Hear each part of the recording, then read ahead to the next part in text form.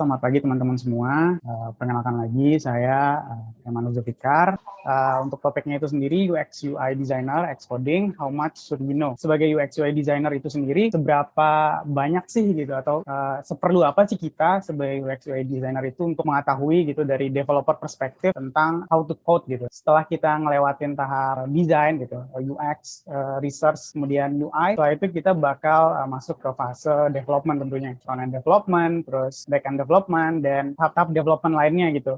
Front-end development itu sendiri kan salah satu tahap yang emang dekat gitu sama kita desainer, karena tahap ini sendiri itu adalah tahap di mana nantinya UI designer itu bakal melakukan handover desainnya kepada front-end developer, yang dimana front-end developer itu sendiri nantinya akan merealisasikan gitu, mengimplementasi secara visual desain yang udah dibuat oleh tim desainernya itu sendiri gitu. Sebenarnya ada sudut pandang developer gitu yang harus kita pertimbangkan atau pada saat kita membuat desain gitu, karena itu bisa mempengaruhi desain kita, entah itu make sense untuk diimplementasi ataupun visible gitu. Oleh karena itu pertanyaannya adalah, harus nggak sih kita sebagai UX UI designer itu belajar how to code gitu. Tapi mungkin menurut saya di sini ada pertanyaan yang lebih tepat, yaitu haruskah UX UI designer itu belajar dan mengerti basic konsepnya gitu, basic konsep dari teknologi yang digunakan pada tahap development nantinya gitu. Kalau misalnya pertanyaan seperti itu, tentu saja saya bisa katakan jawabannya ya tentu saja ya. Pada tahap ini kan namanya desain kita itu, kita bisa tahu gitu desain kita nantinya bakal dibawa kemana gitu pada saat development. Ada manfaatnya gitu dari kita mengetahui basic knowledge dari proses development gitu. Misalnya benefit dari kita mengetahui HTML dan CSS. Mungkin ini salah satu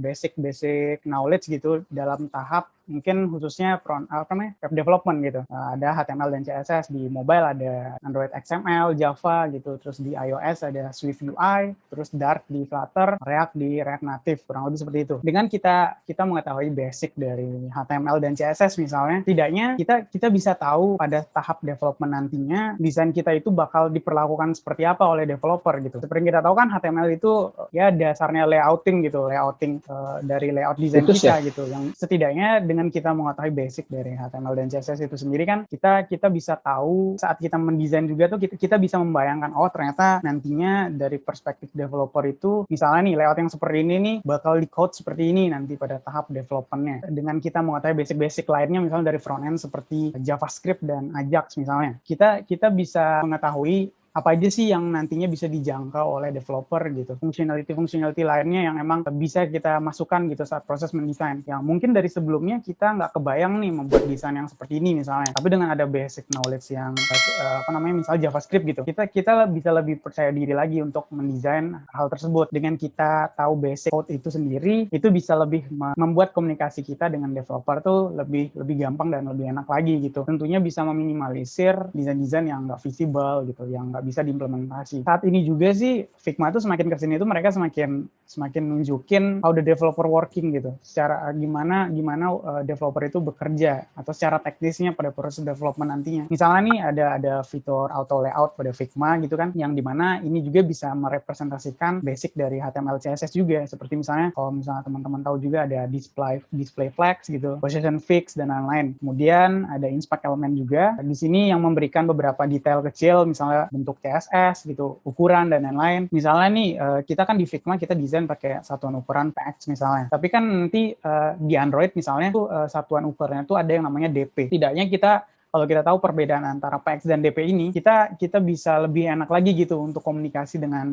developer nantinya gitu, untuk misalnya untuk ngeset ukuran dan lain-lain gitu. Terus ada varians juga yang di sini itu merepresentasikan komponen misalnya di React.js gitu. Desainer yang emang pengetahuan lebih misalnya di code gitu, ada nilai plus gitu, misalnya ada perusahaan-perusahaan yang emang melakukan rekrutmen gitu. Kan misalnya ada kita sering lihat requirement gitu saat ada lowongan pekerjaan UI UX designer misalnya, knowledge of HTML and CSS is a plus gitu.